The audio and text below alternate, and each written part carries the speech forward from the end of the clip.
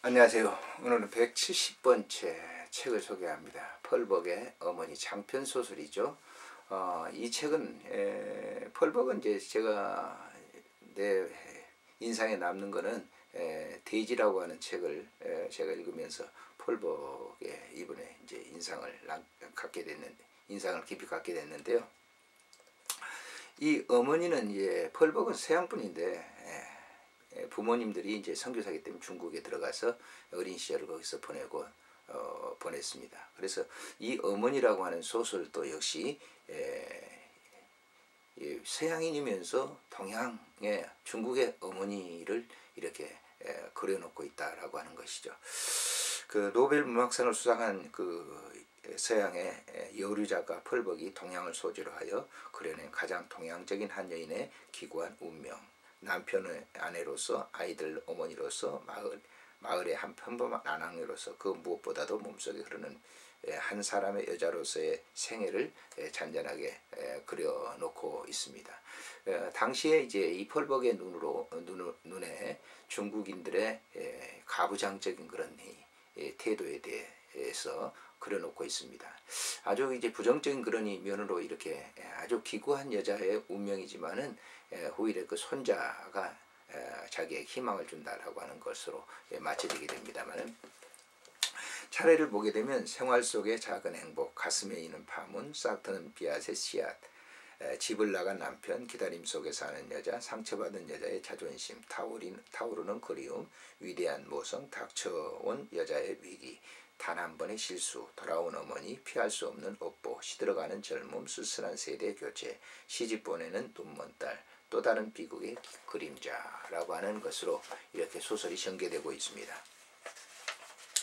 그래서 이 소설의 내용을 이렇게 쭉 이렇게 보게 되면요, 중국의 가난한 산골 농촌의 한 평범한 여자를 주인공으로 하는 이 어머니는 여러 가지 면에서 시사되는 바가 매우 큽니다.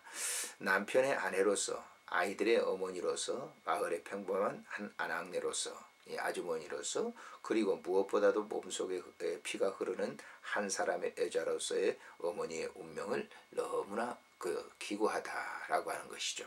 그런 것들을 잘 이렇게 처절하게 기록을 해놨습니다.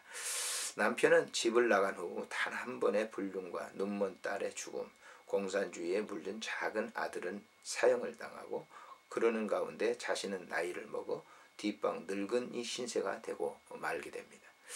그러나 어머니는 자신에 닥쳐온 이러한 모든 비극을 오로지 눈물로 씻어내면서 살아갈 뿐입니다. 끝없는 인고의 세월이 아닐 수가 없습니다. 마지막 절망의 순간에 어머니는 꿈에도 그리던 손자를 얻게 됨으로써 그녀의 절망은 구원을 얻게 된다는 줄거리입니다. 이 작품 맥맥이 흐르고 있는 위대한 모성과 가진 자에 의해서 부당하게 상처받고 있는 억린 자의 한이 인도주의를 바탕으로 하여 그야말로 리얼하게 잘 묘사되고 있다라고 하는 점이죠. 그래서 중국의 여인들이, 물론 우리 한국의 여인들도 기구한 그러한 것들을 과거에 이제 조선사, 이 근대사에 이르면서 쭉 이렇게 보게 됩니다만은, 그러한 것은 중국에서도 거의 이제 마찬가지였던 것 같아요. 그래서 정말 짓밟혀버린 그런 여러 가지 인격적인 이런 것들이 다 낱낱이 이렇게 찢겨졌는데, 귀한 손자를 얻게 됨으로써 다시 이제 구원의 빛이 그에게 임하게 됐다라고 하는 것이죠. 오늘날 우리가 살아가는 우리들의 부모된 입장에서도 이 소설은 많은 우리에게 감동을 주고 있는 것입니다. 그래서 이제 뭐 할아버지 할머니들이 그렇잖아요. 뭐 손자를 보고 그러게 되면 거기에서 또 다른 빛을, 그 고생했던 모든 것을 잃어버리게 되는 그런 것들을 여기서 소개를 하고 있습니다. 잠시 우리가 이제 펄벅에 대해서 저는 한참 이렇게 오래됐기 때문에 잘 몰랐습니다만은, 뒤에 그의 잠깐 연륜 경륜에 대해서 잠깐 이렇게 소개를 드리고 마치려고 합니다. 노벨 문학상 수상 작가인 펄벅 여사는 1892년 6월 26일 미국 웨스트 버지니아주 한 힐스보로에서 태어났다. 양치는 개신교 선교사로서 결혼 후 중국으로 부임했는데 펄벅은 생후 3개월 만에 양친과 함께 중국으로 건너가게 되어 영어보다 중국어를 먼저 배우게 됐다. 9세 때인 1901년 중국의 소학교를 입학하여 유교도인 중국인 가정교사 밑에서 중국어 및 공자의 가르침을 받는 결과 여사는 어려서부터 자기는 중국인이나 다름이 없다고 생각했다. 여사는 미국으로 돌아와서 대학과 대학원을 공부한 기간을 제외하고도 중국에서 거의 40평생을 살았던 것이다.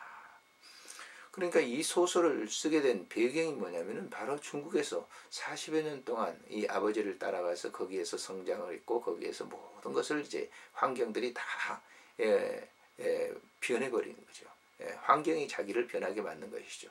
피는 서양인으로서 미국인으로서 청교도적인 그 아버지의 정신을 사상을 그리고 종교를 따라서 했지만은 그의 외적인 것은 이미 중국에서 유교적인 유교 교사인 선생을 통해서 이렇게 어린 시절부터 쭉 자라오면서 보아온 것이죠.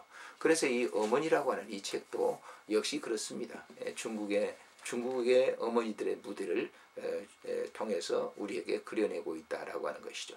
그래서 사고는 이제 동양적인 사고를 가지고 이 소설을 쓴 겁니다. 그의 몸은 서양인이었지만은 동양적인 사고를 가지고 이 소설을 썼기 때문에 우리들에게 굉장히 어필되는 그런 소설이라고 볼 수가 있습니다. 이런 이 소설을 이렇게 읽으면서 오늘날의 우리의 이 어머니들을 다시 한번 우리가 마음에 생각하고 두는 것도 굉장히 좋으리라 생각이 됩니다. 안녕히 계십시오.